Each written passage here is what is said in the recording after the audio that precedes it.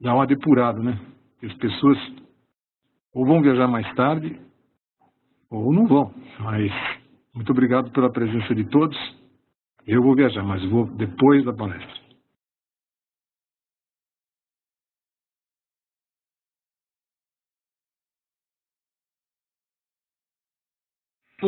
Na experiência da gente, minha, como é que eu uso o COPT? Não uso sozinho, misturo com um monte de coisa, mas a ideia dessa palestra aqui dá algum senso prático, né? Então a agenda é essa aqui, da linha de tempo do COPT, a história dele, o que você precisa saber, alguns erros que acontecem, onde se aplica. Cases tem coisa pra caramba para falar, e eu falo uma coisa meio genérica. Depois, como a empresa que eu trabalho tem como objetivo não só fazer consultoria, como também faz treinamento, eu vou falar onde é que a gente pode conseguir, ou quem quiser pode conseguir melhorar o repertório de trabalho com conhecimento de COPT. Então, antes de mais nada, para mexer com o Webex, esse software, né? Ele tem uma interface onde o bate-papo sai para todo mundo, as perguntas só saem para mim. Então a pergunta está na parte de baixo, então, aparece aqui, mais ou menos por aqui, tem uma aba aí de bate-papo e tem uma aba de questões aqui embaixo. Sintam-se à vontade. Se estiver dentro do contexto, eu respondo, se não respondo depois. E no bate-papo é livre. Nem sempre eu estou olhando, mas está ali. Pode falar à vontade. Beleza? Que mais? Bom, falar um pouquinho de mim. Esse aqui sou eu. Sou Master em ISO 20000. Trabalho com ISO há um bom tempo. Com a ISACA, estou há 10 anos trabalhando com conhecimento velar. É interessante ser associado da ISACA, porque você fica meio por dentro das coisas, mas não necessariamente do país, né? O movimento todo acontece meio universal. Ao longo do tempo, eu coordenei a construção de um montão de cursos intermediários, que é a pegada que a gente faz na empresa. Curso de fundamento, você acha que meio em qualquer lugar. Curso intermediário, com a pegada que a gente dá, é mais difícil. Então, a gente tem uma longa experiência, desde 2006, fazendo...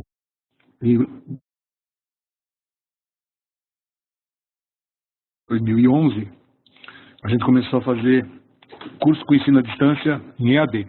Não é com gravação ou com slide estático. A gente começou a usar e replicar o mesmo ambiente de sala de aula, às vezes até mais eficiente, usando o ambiente EAD. A gente testou um monte de soluções até chegar à conclusão de alguma que fosse robusta, que segurasse a bronca, né? Bronca de conexão, as pessoas usando. Então, sei lá, eu acho que eu devo ter dado uns 300 cursos em EAD nesses últimos anos, e de tudo quanto é jeito. E sinto até, semana que vem vou dar um curso na segunda-feira, mesclado, que é normal, mas eu sinto saudade de projetar alguma coisa só quando estou em alguma empresa, porque é isso que a gente acaba fazendo. Então, é uma característica do que eu posso falar para vocês e do que eu ando fazendo aí, são as perguntas que a gente sempre tem, e o resultado que a gente tem trabalhando com o público, né? Com as pessoas que fazem esses cursos, o aprendizado, a troca de experiência. A gente acabou criando fóruns, uma série de coisas, sempre por causa dessa característica de trabalho que enveredamos por esse caminho, fazer curso avançado, e a formação é diferente do pessoal. Então, a gente dá curso em tudo quanto é área, a maioria área de governança de TI. A gente faz alguns jogos empresariais. Eu conheço só de nome o Rodrigo, viu? Quem perguntou aí. Eu não frequento muito aqui. Eu uso bastante o relacionamento com a ISACA, o site geral. Conheço o André, conheço o Carmen, um monte de gente, né? Agora, a ideia como um todo aí é que não aparece do nada você aprender a fazer esse tipo de curso, né? Tem que ter algum foco. Então, o nosso foco tem dois racionais. O primeiro é fazer curso que tenha progressão. Então, todos esses cursos que a gente tem aí na tela dão progressão. Você tem iniciante, intermediário e avançado desses cursos. E, por causa disso, a gente acaba criando uma comunidade interessante para trabalhar com esse tipo de contexto. Muito bem. Deixa eu ver como é que vocês são. Então, eu fiz algumas pesquisas aqui. Todas que eu fizer, se der aqui, eu publico. Então, no lado inferior aí, direito da tela, eu coloquei uma pesquisa. Se vocês fizerem a gentileza aí, só responder.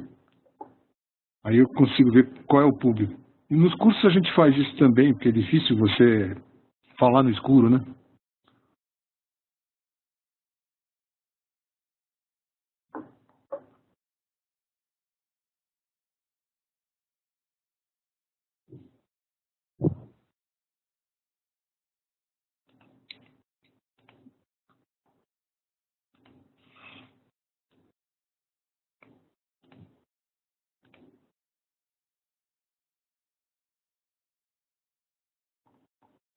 Ok.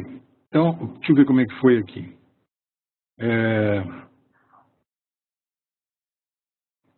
Vou encerrar e vou publicar para vocês. Então, esse grupo aqui está composto assim. Tem ninguém de auditoria, às vezes tem. Então, botei auditoria porque alguém pediu. Um terço de governança, pessoal de infraestrutura, bastante gente relacionada com projetos, gente que faz um pouco de tudo e todo mundo é de TI. Também quando não trabalha em TI, as pessoas falam, e se eu não for de TI? Então, tem um pouco para cada um aí. Ok? Então, é esse o público. Legal, porque agora eu consigo direcionar o assunto, espero, né? Para esse público, que é um público eclético, né? O pessoal da área de governança. Mas, governança de projetos, já dá infraestrutura, dá 80% do público. Bom, eu ia começar contando a história do COBIT, é curtinha, mas é interessante. O COBIT não apareceu do nada, apareceu em um determinado momento com troca de ações, de auditorias. As auditorias tinham que trocar os clientes.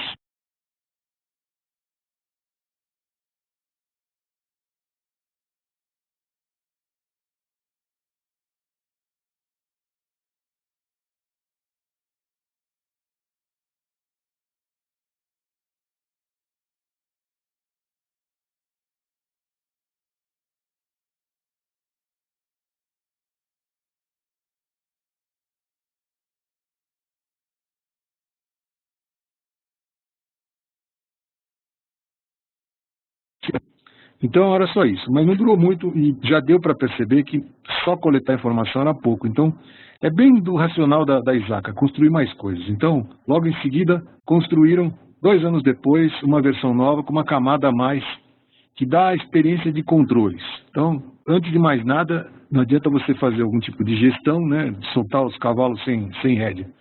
Então, a segunda coisa que apareceu era já para orientar as organizações a fazerem algum tipo de controle. E a necessidade de aumentar o contexto do framework do COBIT foram aparecendo meio que no paralelo com os grandes desastres econômicos que aconteceram, as fraudes. Então aparecia alguma coisa assim, o pessoal meio que via que podia haver uma evolução no contexto, não necessariamente só isso, mas também por isso. E aí apareceu o COBIT 3 em 2000. Eu comecei a aprender a mexer com COBIT mais ou menos por aí.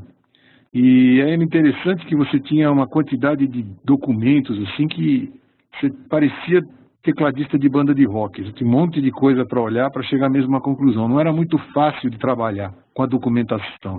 Se pegar as documentações de hoje, vai ver que a essência está lá em 2000, mas ele era voltado para entender a parte de gerenciamento, como que os processos estavam estruturados, muito aqui influenciado pelo ITIL, que foi a fonte de referência primária para a construção das áreas a serem auditadas ou serem avaliadas, e nessa condição durou um bom tempo, até que mais ou menos quando apareceu o Sarbanes-Oxley, o COBIT já foi atrelado como uma forma de você ver levantamento de evidência, casado com uma outra organizacional chamada COSO, a outra, então facilitou a vida das pessoas. Aí apareceu o COBIT 4 depois, já dava para dar uma melhorada nas coisas, e para alguns paradigmas, inclusive. Já existiam outras do que só aquelas coisas que estavam desde o início já não cobriam. Quando saiu o COBIT 4, e logo em seguida saiu cursos, a empresa que preparou os exames, ela parou meio que no fundamento, não evoluiu, não tinha skill para fazer isso. Então, durante um longo tempo, um curso somente. E o conteúdo dele também não evoluiu, vai saindo um monte de material complementar. Então, num determinado momento, as pessoas tiravam o certificado de COBIT, né? Não manda esse negócio? Sim. E apareceram formas de avaliar o alinhamento estratégico aparecendo ao longo do tempo. Entrega de valor, saiu um negócio chamado VAL-IT. Gestão de risco, era uma coisa que estava na moda e não saiu até hoje. E a parte de desempenho. Bom, o que aconteceu? Os cursos não cobriram isso tudo, até porque eram documentos separados. Cometeram um pecadilho. Eles não fizeram uma integração muito firme desses documentos. Então, quem fazia algum curso de COBIT fazia como de um pedaço das iniciativas.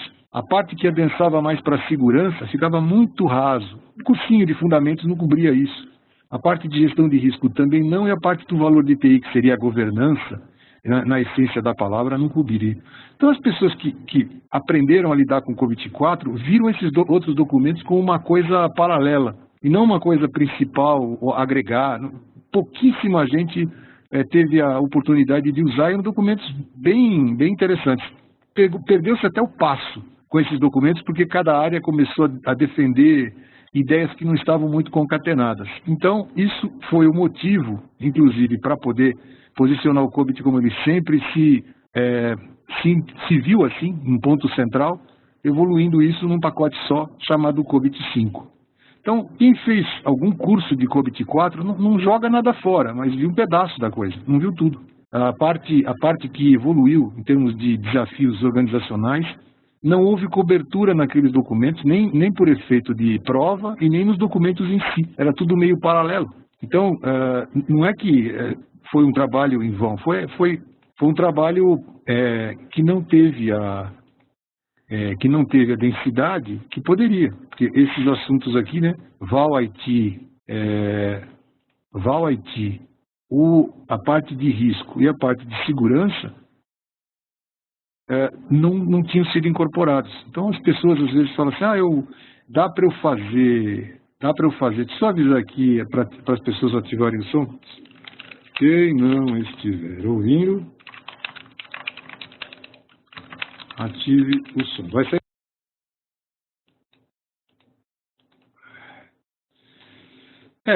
Governança da TI corporativa. É o tal do alinhamento. Isso, inclusive, criou uma camada a mais de processos no COBIT que tem uma preocupação voltada para esses assuntos que o COBIT 4 não cobria. Então, é mais por causa disso. Foi para transformar tudo numa coisa integrada. E, evidentemente, no jeitão da ESACA, sai um documento, depois sai outro, depois sai outro, sai outro. É bem assim. Então, tem uma fase de transição, agora já está bem maduro. Tem um grupo de documentos bem interessante para usar. Tem um outro problema também. Houve uma cisania das empresas, em termos de avaliação, de não usar mais o modelo de maturidade de Carnegie Mellon para avaliar processo. Começou-se a usar um modelo da ISO, que é a ISO 15104, que é mais legal, é mais robusto. E o COBIT 5 incorporou. Então, você pode vir com o modelo de maturidade do 4 e migrar para esse, ou começar desse. É um jeito bem interessante. Já fiz alguns projetos usando a 15504 e o resultado é bem fácil de você discutir com a organização. É bem interessante. Então, a ideia aqui é que o COBIT 5 não foi um modismo, ele foi uma bela evolução. Se não fizesse isso, ele não teria a pegada que sempre teve. Então, a evolução foi um bom salto, mas não dá para você falar assim, eu fiz um curso de COBIT 4. Ninguém vai jogar isso fora da sua vida, mas você acabou aprendendo só isso aqui, só um pedaço. Pode até estar errado, mas o desenho, mas a ideia é que quem fez um curso de COBIT 4 fez só fundamentos, né? Não progrediu com uso, implantação, nem nada, e nem viu esses outros assuntos que têm uma certa relevância nos dias de hoje, né? Bom, aí a ideia do COBIT, é engraçado que ele mostra o raciocínio relativamente esquemático. Então, uma das coisas aqui é como é que ele se estrutura. Então, ele estrutura com alguns pontos filosóficos. Então, se eu for fazer alguma coisa, eu tenho que atender quem pediu, ou atender a empresa. Isso já vinha do COBIT 4, as pessoas não têm, às vezes, noção do potencial que é isso, é você, a partir do Balance Scorecard, conseguir usar algumas tabelas e falar, olha, seus processos para sustentar a empresa são esses, é isso que a gente tem que fazer. Então, para pegar ondas de projeto, você trabalhar com esse item número 1 aí é fundamental, senão você fica dando tiro na água, né? Na batalha naval você não acerta no barquinho. Então é interessante que essa ideia de atender as partes interessadas já vinha do COP24. Só fica bem evidente aqui projeto por fazer. De fora, de dentro para fora, que a empresa precisa. Então isso é um princípio, isso é uma evolutiva, a pessoa de governança sabe isso. Algo que tenha sentido para a empresa. E é duro, porque as pessoas são resistentes, é difícil fazer. Outra coisa, você pega muito projeto de TI, o cara só mexe na operação, muito mal alemão. Então faz lá um gerenciamento de mudança para sustentar, mas configuração tem liberação, aí você chega na parte de OPM, não tem catálogo, e não tem um monte de coisa. Falta, às vezes você faz uma gestão de risco, vai mitigar, e como é que continua aquilo, né? Você só fez avaliação, não fez uma gestão. Então, abranger as coisas, atender a organização, terceiros, é muito difícil você acertar tudo sem entender qual é a necessidade primária, que é coisa. Isso aqui é meia-culpa do modelo anterior, né? Não ficar paradas. Então, cultiva é a partir da ficar criando para um assunto do mesmo contexto. Então, para evitar o que aconteceu no começo, um princípio. Uma outra coisa, e muitas vezes você tem que avaliar a empresa de TI como ela é, com as pessoas que estão lá dentro. Então, isso aqui faz... não adianta ficar procurando piolho, né? Ou procurando detalhe num projeto em que você ainda não entendeu o todo, né? Tem que entender... A visão é bem holística, então quando você vai avaliar, você vê como ele está em condição. Você não fica pegando, tem que ter isso, senão não funciona. Às vezes você vê, então lá está funcionando, está para isso, dá uma análise de capacidade de execução do próprio processo. Então, porque fica uma fácil interlocução, mesmo quando as tem. E outra coisa é que as pessoas confundem muito governança, né, para onde você tem que ir com as coisas, etc. Tal, com gerenciamento que é das coisas do dia a dia. Então, essa separação de você pensar em camada, trabalhar numa camada, outra. Da versão de governança ficava muito um PDTI e mais nada. A gestão daquilo não estava integrada. Então, agora está... Isso são princípios que mostram que, se você mantém isso em mente, você acaba sendo consistente no discurso com a organização. Essas coisas, inclusive, elas estão dentro de um racional que, quando você avalia um determinado processo ou uma ação, por exemplo, isso tem que estar debaixo de algumas evidências que você busca. Então, é difícil você implementar alguma coisa numa organização se você não entender os princípios e a forma como aquela organização é. Então, tanto os princípios que regem a empresa, quanto a cultura, a ética da empresa, o comportamento dela. As empresas são diferentes. Então, isso facilita quando você consegue ranquear. Não quer dizer que uma é melhor que a outra, mas elas são diferentes, são jeitos diferentes. Você trabalha numa empresa estatal, é completamente diferente de uma empresa de prestação de serviço, completamente diferente de uma indústria. Então, é interessante que você tem que criar aqui um caldeirão de ações que você consiga, inclusive, usar essa régua para medir qualquer empresa. E funciona. Uma outra coisa interessante é que as pessoas acham que tudo fica só no raciocínio de processo. Não, o processo está aqui, é um ponto importante. É importante, mas é um dos pontos, não é só ele. Então, muitas vezes as pessoas querem implementar um projeto de governança, vão fazer um esforço qualquer, e aí quer enfiar um processo goela abaixo das pessoas, sem entender se aquilo está no momento, se a estrutura organizacional aguenta da forma como foi desenhado, se o fluxo de informação existe. Outra coisa, né? Se as pessoas têm habilidade de tocar aquilo, se tem uma matriz de responsabilidade, se é sustentado por alguma ferramenta, né? Se existe ferramenta para isso. Tem lugar que tem lugar que não tem lugar que fica muito longe do que as pessoas queriam. Não é um problema de quanto custa, mas é um problema de como você estrutura esse conjunto, que se chama...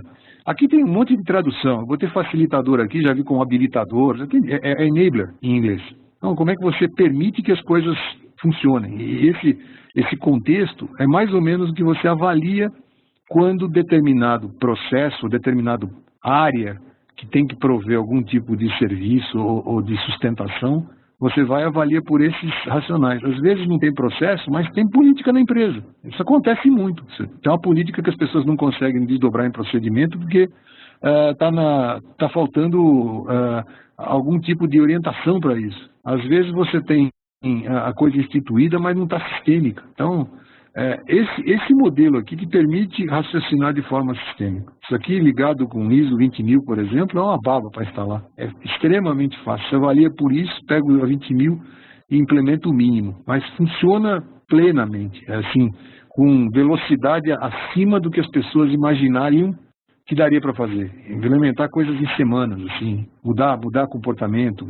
Claro que se você pega um ambiente muito deteriorado ou muito engessado, você não consegue fazer miséria. Mas o problema é que, às vezes, as empresas elas têm que sair daquela inércia, porque estão perdendo ou competitividade, ou tem uma oportunidade e não consegue seguir, ou se vê diferente do concorrente. Tem uma série de situações. A motivação hoje em dia desses modelos de projeto que a gente entra, dificilmente é porque alguém resolveu que vai melhorar, é porque está sofrendo a pressão de alguma situação. Ou é um órgão regulador que está cobrando alguma coisa. Ou eu tive numa empresa de telefonia aí que está com um data center que não consegue atuar de forma concorrente com o mercado, porque faltam algumas coisas que os concorrentes têm. Então, nessa situação, ou você equaliza e fica melhor, ou você sempre chega depois, porque é assim hoje em dia, né? As pessoas querem usar mais eficiente o dinheiro. Então, quando você vai e faz um projeto, ele tem que olhar para o todo dentro do modelo de trabalho. Você não se preocupa só com o processo. Tem uma série de outras preocupações que fazem parte do raciocínio. O COBIT se coloca, inclusive, no meio. Isso aqui foi tirado de um dos livros do COBIT, em que tem aí todas as áreas que ele cobre, né? Então, está aqui a área de governança, a área estratégica, tática, operacional, monitoramento. Então, você vê esse tipo de coisa, tem uma aderência com uma série de outras iniciativas. Então, você pode fazer projetos usando o conhecimento de projeto. Aliás, é bom fazer, né? Um projeto que tenha começo, meio e fim, que você possa cobrar. É bom, é interessante que às vezes você tem muita gente que tem problema de gestão de continuidade, ou gestão de segurança, ou tem um problema de desenvolvimento. Tem uma série de coisas que são os motivadores. E aí você encontra uma aderência em um chassi, que é o tal do COBIT, que permite você estabelecer elementos de controle para essas necessidades que podem estar, inclusive, complementadas ou irem a complementar alguma coisa que a empresa já faz. O ideal é que você não jogue nada fora. Eu gosto muito quando a gente vai implantar alguma coisa, né? Então, a abordagem é de melhoria contínua, e eu tenho que melhorar essa apresentação aqui, porque ela tem uma palavra que eu acabei de ver aqui, que é hilária, né? Tem uma mudança aqui no meio. Tem um erro aí, desculpa. Então, mas é engraçado que quando você trabalha com um modelo de melhoria contínua, o White já faz isso, desde que foi criado, mas isso aqui te dá uma chance de você pensar em 3 grandes racionais. Uma gestão de projeto, diversos projetos dão um programa, uma busca, principalmente pelo fator crítico de sucesso e as dificuldades que você tem em relação aos seus pontos de dor, por exemplo, e coletando isso, já pensando que isso é cíclico, é uma melhoria contínua. Esse desenho que está aí é a base da implementação do COBIT, e que permite, claro, como qualquer modelo, que você adote, adapte e alinhe com a tua necessidade. Essa é a pegada desse tipo de coisa. Você não veste um paletó de madeira, né? Você veste uma coisa que dá para ajustar. O que é curioso é que quando você faz um projeto desses, que muda o comportamento das pessoas, fica menos heróico, sai menos daquele negócio do eu e vai mais para aquela coisa do nós. Isso você nota em qualquer projeto. O projeto, quando começa a dar certo, você percebe essa mudança de comportamento das pessoas. Agora, essa abordagem de melhoria contínua é característico desses modelos de referência. Só que cada um aborda de um jeito. Largando para você fazer alguma coisa ou não. No caso do COBIT, é quase como um método. Você vai seguindo, você pega o manual, mesmo para quem nunca viu nada, por exemplo, o curso de implementação, ele obriga você a usar o manual o tempo todo, até na prova. Depois não tem como você não usar. Vem com, o que é legal, esse material, por exemplo, que vem da ISACA, vem com planilhas. Então, um monte de coisa você não vai ter que reescrever, você não vai ter que recriar. Então, a parte de coleta, de mostrar como é que um processo está, o que é que falta, até PowerPoint para apresentação no pacote vem. Está dentro de um contexto. Você ensina isso tudo no curso adequado, né? Não dá para botar isso em fundamentos que você trinca o povo, né? Não tem jeito. Uma outra coisa, né? Quando você vai fazer uma implementação, é uma sequência. Então, é uma abordagem de melhoria contínua. As perguntas são muito parecidas com as do IT. Onde é que você está, onde é que você quer chegar, o que é que precisa fazer, mas como é que você vai fazer isso se você não sabe o porquê, né? Qual é a visão, né? Como é que vai começar? Então, esses passos têm a mesma característica de modelos de referência com grande sucesso. O que eu gosto desse modelo é esse pensamento em 3 camadas, que na parte externa você está gerenciando o projeto, na parte interna você está tirando as dificuldades, na parte mais interna para melhorar. Isso você faz meio que naturalmente, é como se você abordasse com os templates uma sequência que te permitisse pensar desse jeito. Você não termina uma coisa e começa a outra, você vai coletando as informações em mudar de fase, né? Na realidade, a grande fase é essa aqui. Eu, quando dou um curso de implementação, por exemplo, eu gosto de abrir os tópicos ou do PMBOK ou do Prince, e aí você vai coletando dessas fatias de pizza o que é que tornariam aquele projeto viável. Então, quando você termina o ciclo, você percebe que um percentual muito grande de artefatos que você produz ao longo dessa jornada sustentam um projeto que fica muito robusto. Então, cada um desses passos, idas ou artefatos para o passo seguinte. Tem que ver que interessante quando você coloca isso contra uma sequência de um projeto, com os tópicos adequados do projeto. Você consegue alinhar e ir preenchendo completamente a necessidade do projeto. Fica muito mais fácil de sustentar. Então, quando se constrói até uma proposta, um business case ou qualquer coisa que o valha, você parte da necessidade do negócio até onde é que você quer chegar e sai lá na ponta que processos você vai mexer, em que ordem. Não tenha dúvida, mas por causa dos habilitadores, você vai questionar outras competências, como se as pessoas estão preparadas para isso, se tem estrutura adequada nas pessoas, se tem ferramentas, se tem arquitetura. Isso tem que questionar. O processo sozinho não move nada, não funciona. Então, a abordagem desse negócio é de projeto. Quer dizer, quando você faz ou uma avaliação de ambiente ou um projeto de implementação, você cria, inclusive, um senso de urgência, né? O projeto não acaba nunca. Então, usa aqui conceitos de Harvard, do John Kotter, de fazer uma evolução por senso de urgência. Não se fizeram, não se adaptou nada. Se usa o mesmo racional de senso de urgência que o White também usa, por exemplo. Então, você usar diversos projetos, que é o conceito de programa, é adequado dentro do contexto que se propõe a fazer um trabalho, um esforço desses numa organização. Uma coisa interessante é que não importa se você vem com algum enxoval, alguma coisa, algum legado de COBIT 4. Eu tenho diversos projetos que a gente continua usando uma migração suave, em que o COBIT 4 continua tendo a sua relevância. Você não joga fora.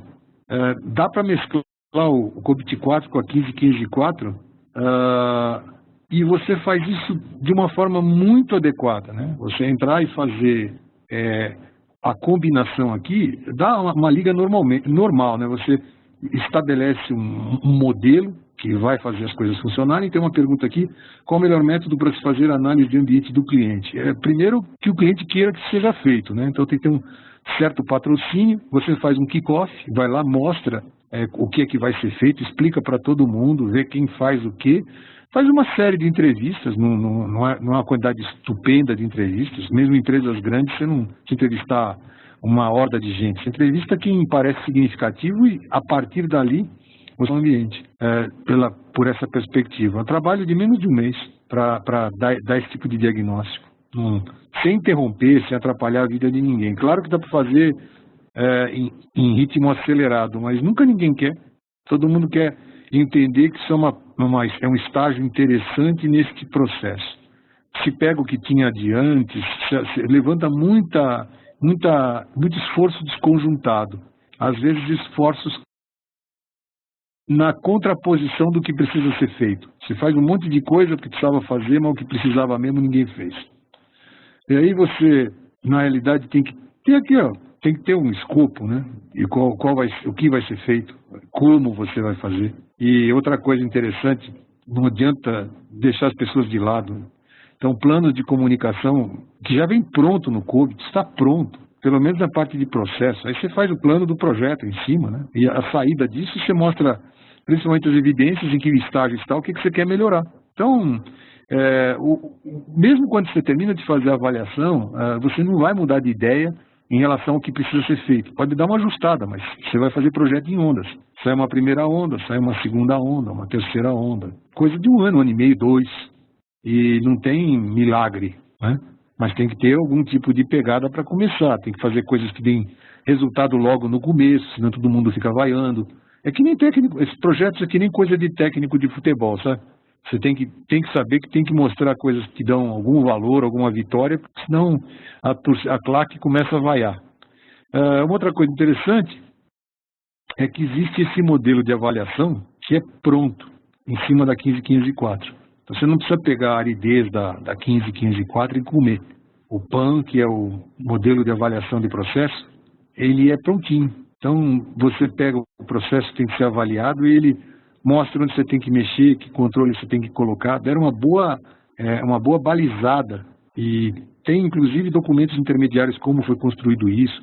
Ou seja, se vier algum tipo de auditoria qualquer na tua vida, você tem uma estrutura que hoje é o racional comum entre algumas instituições no país, como o Banco Central, como o TCU, Tribunal de Contas da União, como a CGU, que fica validando coisas também, ou a Bolsa de Valores. Quer dizer, essas entidades, elas pegam aquelas empresas que orbitam e que elas precisam controlar e usam muito disso aqui para fazer a avaliação. Então, se você se antecipa, quando alguém chega, você não está em estado lastimável, né? Você está no caminho. Então, às vezes se faz porque essas instituições cobram. Elas falam, né, nesse idioma, falam nessa língua. E fica extremamente coerente você trabalhar com a régua que o teu avaliador usa. Uma coisa interessante também é que todo mundo está acostumado a falar em maturidade. Parece que ofende alguém quando você fala maturidade de...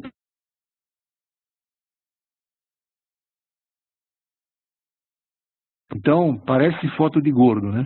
O cara vai e faz de um jeito que parece que é, mas não é. Então, nessa brincadeira, quando você faz uma avaliação de níveis de capacidade, ele fica muito coerente com um discurso de aconselhamento. Porque você começa a falar assim, olha, realmente não tem evidência nenhuma que esse processo pode ser necessário ou não, é feito, sua fazendo aquilo, você não consegue enxergar a evidência de execução. Às vezes sai de qualquer jeito.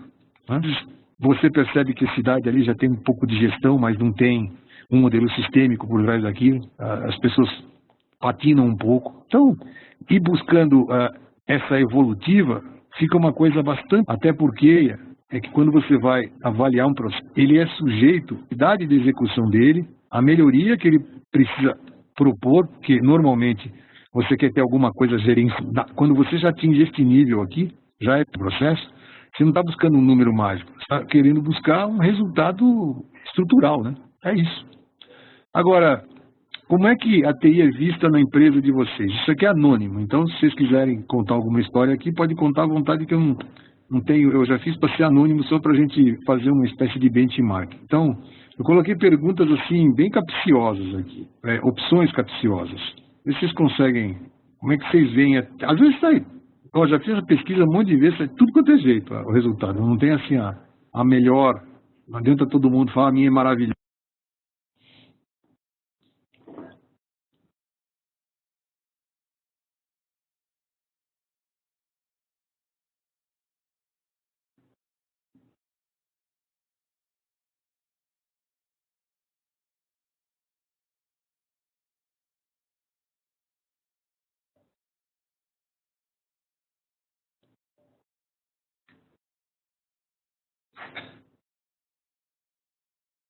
Agora,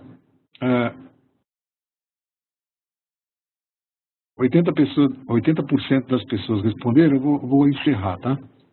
Então, ela aguarda os últimos aí, deu 80%. Dá uma olhada que interessante, né? Ficou uma barriguinha, né? Eu já fiz de propósito para ficar uma barriguinha, uma curva lambda aqui, né? Então, em alguns lugares ainda é um mal necessário, que é uma coisa chata. Deixa eu publicar para vocês verem. Mas ninguém chegou no ponto em que a TI se antecipa a alguma coisa. Olha que interessante. Mas para um bom grupo tem importância de média para alta e está na pauta da diretoria. Deve ser essas entidades em que tem algum tipo de governança, porque você começa a realçar alguma coisa fazendo isso, né? Agora, tem um percentual razoável, aqui desconectada, coincidente, é a falta de comunicação. O engessado, porque ninguém sabe como é duro manobrar aquilo. E aí você, muitas vezes, propõe soluções, valor que a empresa enxerga, debatendo e dando porrada. Então, é bem interessante. Esse tipo de pesquisa, quando eu faço, sai meio que essa barriguinha aí, desse jeito. E nessa situação, dá para perceber que tem um bom caminho para andar, né? Até isso aí conseguir levar uma situação mais para a opção G, F, G e H. Isso aqui eu tirei de dentro do COBIT, né? Eu vou até ampliar na tela para vocês verem. Coisas que... Isso aqui é de dentro do COBIT. Quando você faz uma avaliação de uma organização, você consegue mostrar quais são os processos que dão sustentação para esses pontos de dor. Numa linha, quais processos você tem que atuar para diminuir esse problema? Tem muito incidente. Que processos você mexe? Não é incidente, ok? Definitivamente não é incidente. Você tem um problema de liberação, um problema de teste de ambiente, ou você tem um problema de capacidade, mas não tem um problema de incidente, né? Se tem muito incidente, tem nitidamente um problema. Às vezes é tudo terceirizado, mas aí não tem gestão de terceiros, até perceber que não era tão bom assim. Às vezes você também fornece serviço para alguém, fica levando chicotada, porque não consegue mostrar feito, é uma relação ruim. Essa aqui é a porta para dentro, né? Os regulamentares ou contratos. Então, indo para tentar atender alguém que você deveria ter se preparado com mais fôlego. Às vezes não tem agilidade. Quero mudar tudo para HTML5, agora quero usar na rede, agora quero não sei o quê. As pessoas não conseguem nem dimensionar o Wi-Fi. Como é que você vai, muitas vezes, usar certos conceitos que as pessoas leem e falam, quando é que a gente vai ter isso? E você está o tempo todo lidando com o dia a dia, né? Auditoria. Quem tem auditoria começa a receber não conformidade. Por quê? Porque tem a execução, mas não tem a gestão. Não tem recurso. Quem no Brasil tem recurso hoje? O pessoal fazendo coisa inadequada, o cara segura, entra para fazer uma coisa, acaba fazendo 10. E aí prioriza do jeito que Deus quer, né? E Deus faz para tentar motivar, elas acabam insatisfeitas. Não é ter um montão de gente desempregada que não tem trabalhando. Tem tendência, por exemplo, de gerente de projeto formado de mais de 1 milhão de posições. Tem muito... Tanto é que o Brasil não terminar projeto em tempo, né? Então, as pessoas ficam insatisfeitas porque são cobradas muitas situações dessas pessoas sem que elas tenham competência técnica de fazer o que tem que fazer. Então, fica lá, fazendo milagre, né? Às vezes você tem mudanças que a TI faz, que era para contar com a sorte não veio junto no pacote, aí estoura prazo, estoura orçamento, aí vai explicar, né? Por que custou tão caro, às vezes é erro de escopo. A maior quantidade de erros num projeto é quando os requisitos são montados, são capturados de forma errada. E isso não há governança que aguente. Aí você vê o COBIT tentando se posicionar aqui como o elo de ligação entre as necessidades, que é o desempenho, que são as metas de negócio, as conformidades e até às vezes uma visão balanceada da governança corporativa, que esse é o ponto de partida para você elencar os processos. Não tem jeito de você escolher que processos você... A não ser que alguém fale, faça esses. Então, o que acontece? Eu preciso desses processos aqui, que é também às vezes uma bobagem. As pessoas pegam o bonde andando e poderiam dar uma tapa. Vou dar um exemplo. Eu vou estruturar a área de atendimento e não faço catálogo. Eu faço catálogo, não faço catálogo técnico. Eu faço catálogo, não faço devido serviço. Faço devido, ok? Eu faço a parte de projeto, mas não faço gerenciamento de mudança. Faço mudança e não faço teste. Então tem uma série de coisas que poderiam ser combinadas de uma forma melhor. E quando você pega esse raciocínio aqui, você não pergunta para a TI, você pergunta para o negócio, onde é que está pegando.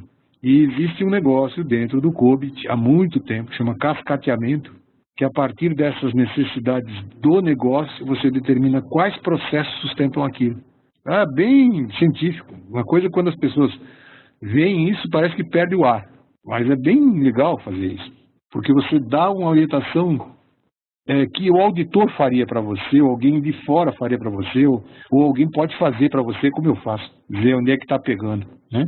E aí você pode usar a boa prática que você quiser. 9 mil para documentar, 27 mil por causa de segurança, risco, 20 mil para gestão de serviço. Olha, tem ISO que não acaba mais. O legal é que raciocínio de ISO, né? Vou vender o meu mestrado para vocês. Ele pensa pelo mínimo. Qual é o mínimo necessário para que as coisas sejam feitas? Então é interessante que quando você avalia isso com 15, 15 e 4, você fala assim, olha, para o mínimo está faltando um pouquinho. Essa é a pegada. Agora, quem que usa isso? Foi feita uma estatística pela ISACA, eu não traduzi isso aqui, que era um JPEG, né? Então, os caras fizeram uma estatística monstro. Isso aqui está lá no site da ISACA, tem esse aqui, tem mais um monte. Eu peguei esse aqui porque não dá para ir muito longe com uma palestra dessa, então fica meio que onde é que está a experiência, né? Faz essas pesquisas o tempo todo. Acabaram de fazer uma agora, né? Percepção da governança no ano passado. 78% acha que o valor aumentou. Benefício dos top 4 dos benefícios do COBIT. Integração TI com negócio, isso aqui é batata. Melhor gestão de risco, achar onde é que estão os teus problemas, aumentar a visibilidade de TI para a gestão. Então, esse quando você faz um projeto, mesmo que você não esteja se preocupando com isso, vai acontecer. Quando isso aqui foi feito, na época já tinha quase 150 mil pessoas baixado o COBIT-5, mas as pessoas baixam e guardam no computador. Não usa, não sabe usar. E outra coisa, o framework não serve para nada quando você faz um projeto. É um documento. Dá o teu nome na ISACA, baixa, de graça. Aí depois você olha para aquilo e fala, legal, hein? Está até em português. Faz o que com isso? Eu não sei como usar. Então, o problema das pessoas, às vezes, coleciona esse tipo de material como quem coleciona, que nem o castor coleciona nozes, né? Não adianta colecionar e você não usar. Tem que saber usar. Então, em julho de 2014, foi o boom aí, quando começou a tirar certificação de fundamentos. Mas, pô, fundamentos é fundamentos, né? Você aprende para que serve. Então, o uso desse tipo de coisa tem sido usado como tábua de salvação. Aí você vê, quem usou recomenda fortemente, né? E acha que isso aqui traz valor para a organização. E quem é o principal beneficiado com isso? É o CIO, é o diretor de TI, são os gestores. E aí, até o presidente da empresa, onde vale a pena, a coisa também traz benefício. Então, há uma defesa, dependendo da situação em que você trabalha, que traz um bom racional para esse tipo de projeto, né? Eu vou abrir aqui, se alguém quiser fazer alguma pergunta, porque eu vou partir para um outro caminho daqui a pouco. Tem alguma pergunta? Joga aí no bate-papo. Se não tem, eu sigo em frente. Não tem pergunta? Até uma aqui. Se eu vou disponibilizar esses slides. Sim, sem problema nenhum. Isso não é problema. Até a gravação aqui eu vou postar lá no blog. Tem no blog, vai estar lá. Mas vamos lá. Então, se vocês não fazem pergunta, faço eu. Então, terceira pergunta aqui. O que vocês manjam desse negócio? Será que eu estou falando com um bando de doutores aqui? Estou falando bobagem, então, né? Então, qual é o conhecimento que vocês têm desse assunto?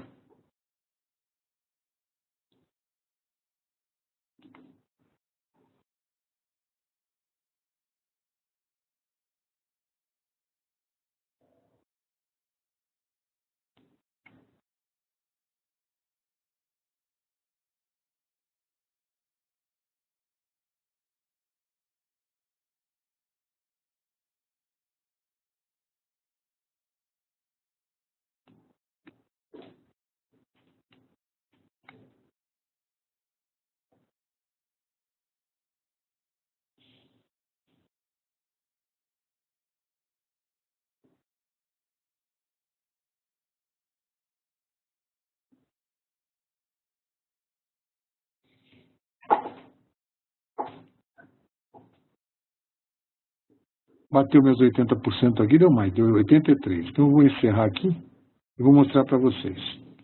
Olha que interessante. Vou comentar direto aqui, né? Fiz o curso de COBIT 4 e tirei certificação. Então, 25% da turma. Bom, vocês perceberam que o COBIT 4 é uma coisa já que nem lâmpada de filamento, né? Ilumina. Infelizmente, é uma verdade que eu tenho que passar para vocês. Qual o nível de dificuldade das provas? Olha, pela quantidade de gente que tira certificado, tem que ser meio que assim, no pain, no gain, né? Tem que se esforçar um pouquinho. Mas as provas, elas são proporcionais ao estudo que você faz. Hoje em dia, os cursos você constrói a partir de uma ementa. Então, pega a ementa, faz direitinho. O instrutor põe com nota muito maior do que é a linha de corte das pessoas. Tem que ter gente experiente dando aula. Então, conjunta, porque fulano passou, você vai passar também. Às vezes as pessoas fazem um curso desses e, por exemplo, aqui, a última pergunta é cruel, né? Nunca usei. Então você fez um curso lá atrás e nunca usou. Chato pra caramba isso. Aí depois vai trabalhar num lugar em que poderia usar isso. Mas não usou por quê? Ou foi básico demais, você esqueceu, ou fez um curso voltado. O lance do achei caro. Pô, é em dólar, né? Agora, mesmo quando o dólar não está no pique, quando a pessoa põe no currículo, não tem muito sentido. Acho que o interessante é se puder usar, né? Agora, as pessoas que fazem curso, assim, eu faz um e-learning desses que fica passando, quer dizer, chega, essa é a maior quantidade de pessoas, um medão na hora de fazer as contas, que vê se você entendeu o que foi passado e se compreendeu o assunto. E já os cursos intermediários, eles vão buscar o assunto, se você consegue aplicar e fazer análise do contexto. É interessante as provas intermediárias, que elas usam um modelo universitário americano, que as perguntas são interessantes. Às vezes você tem que pensar. Eu já fiz vários e a gente sempre discute qual era a sensação de fazer a prova. Então, tem que ser um curso que tem muita aplicação, porque na prova você vai usar material. Você vai consultar à vontade. É engraçado você fazer uma prova com consulta, né? E por que você consulta? Porque se espera que depois você use. Né? Espera que você use. Então, o grau de dificuldade ele é inerente agora. Bom, o que eu ganho com isso, né? Então, se você aprender a implementar, provavelmente você fica diferente no lugar, né? Porque você sabe, não dá também para ficar falando sozinho, né? Uma outra coisa interessante é você ter uma visão prática de aplicação, é quem viu um filme. Né? Sempre que o Fundamentos, para quem não fez ou quem fez o COVID-4, ele te dá uma visão das coisas. Você pode até decidir, porque o investimento é relativamente pequeno, em se posicionar, pelo menos, o que o mercado está vendo agora. Você não fica lá atrás dizendo que fez um negócio que foi o suficiente, porque não é. Ele está muito abaixo do que todo mundo está falando agora. Uma outra coisa, se você, como as pessoas têm alguma diferença, não é melhor fazer diferença armado de forma correta? Atacar a empresa de garfo e faca é dose, né? Tá? De forma coerente, de governança, dando pressão. E tem que colocar, tem 30% do pessoal aqui trabalha em governança. Mesmo em infraestrutura, faça o que primeiro?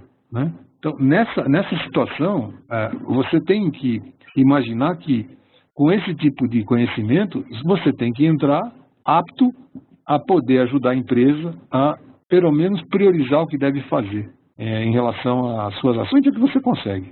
Foi feita uma pergunta aqui, qual a grade de formação? É essa aqui, ó. Você tem o curso de Fundamentos, com 16 anos, então não risco. Mas esse curso aqui, você vir de fora e a compilar, não acreditar no que você está vendo, procurar evidência. Então, é como se... Aqui chama assessor, né? Porque você vai avaliar um ambiente, mas isso aqui vai uma organização. Então, quando você trabalha numa empresa com filiais, você tem auditor interno, você tem a área que vai avaliar como as coisas estão. Então, são documentos específicos. E tem outros documentos que ensinam a implementar. Aí faz a mesma análise no começo. O que está pegando naquela organização, pela visão do negócio. E depois, como a organização para receber uma implementação ou está estruturada para atender uma necessidade. Então, esses dois caminhos, a implementação se aprende a aplicar o COVID-5 numa empresa, como evitar armadilha, como aproveitar as boas práticas, quaisquer umas. Então, se quer usar ISO 20000, putz, mamão com açúcar. A pessoa está lá dentro e mexe com as coisas da própria empresa, a implementação é mais fácil.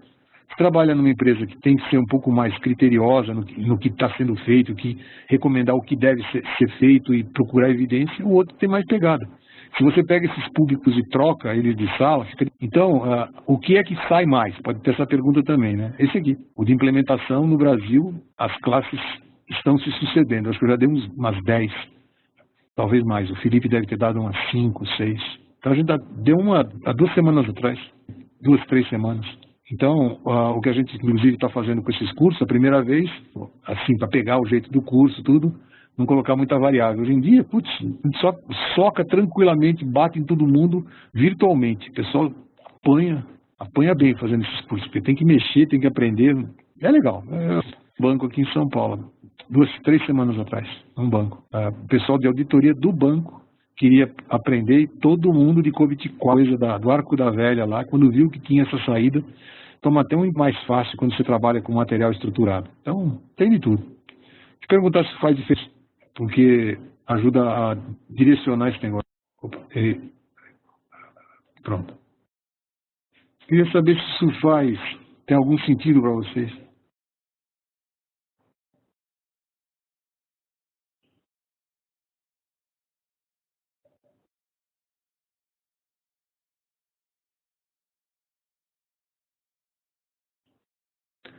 Essa pergunta, saber gestão de TI impulsionaria a sua carreira, ela é clássica, né? Porque se você está numa área em que é técnica, você tem uma carreira Y.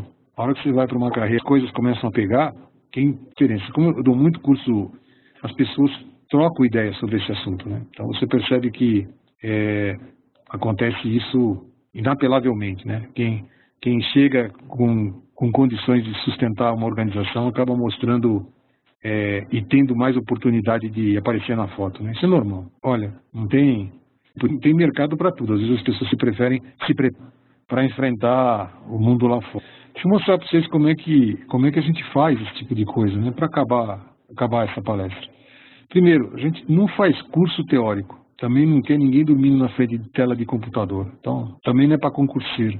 A gente acha que as pessoas não têm tempo a perder. Então, isso aqui é uma pegada de um curso normal. As pessoas vêm de tudo quanto é lugar, falam usando interface de texto, voz, não precisa ligar a câmera. E quando você faz pergunta para as pessoas, o que é isso, trocam ideias. E quando tem, por exemplo, tem que formar grupo. Você forma grupo para as pessoas fazerem trabalho junto. Eu mais alguém, que nem sabe o que não quer. Ninguém cansado, nem tendo sono por causa disso. Em EAD, a gente está fazendo já há algum tempo, consegue fazer isso bem. Tem gravê, o pessoal do comercial pode mostrar. Para fundamentos, é o pé nas costas. Semana passada teve uma turma com 20 e poucas terapeutas, está em português.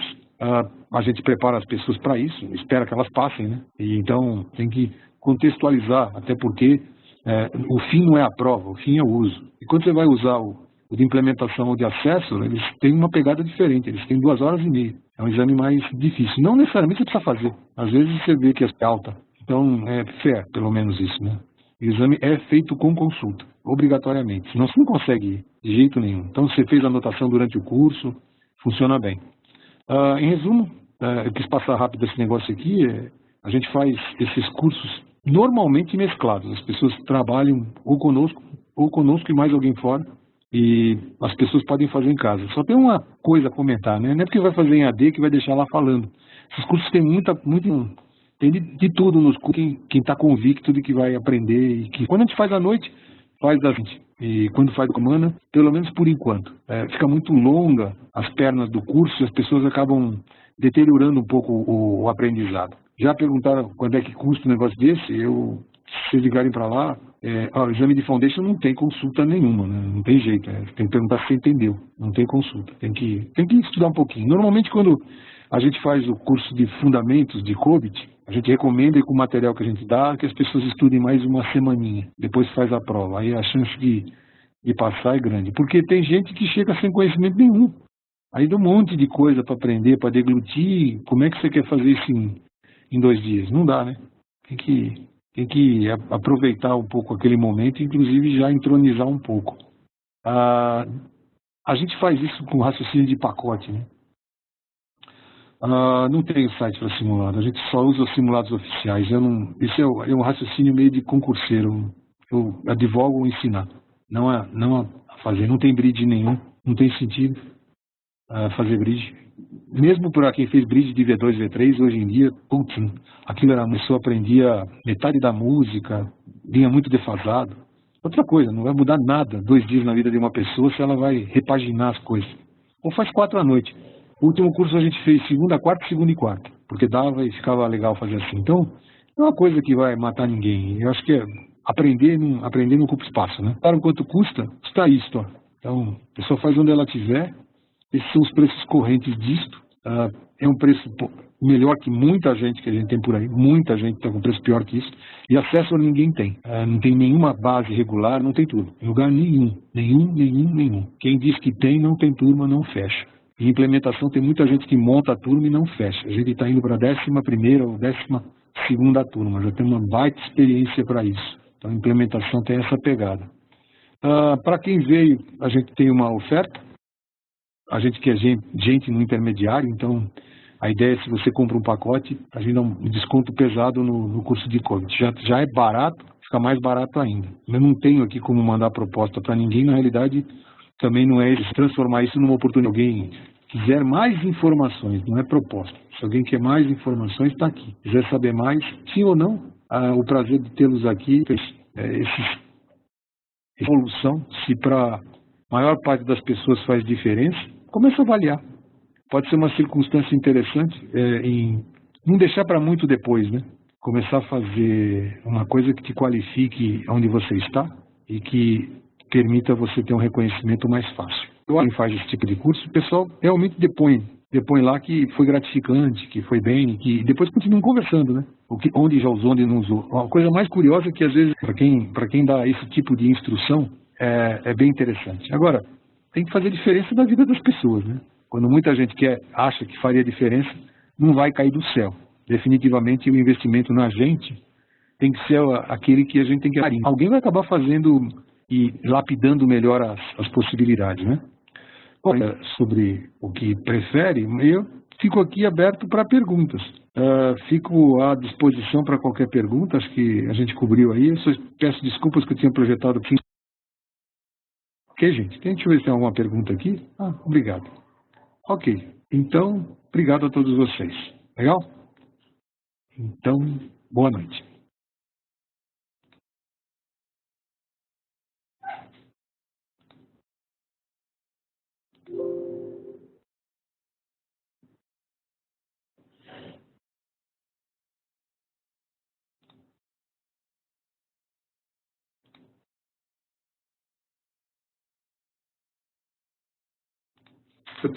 Eu estou encerrando.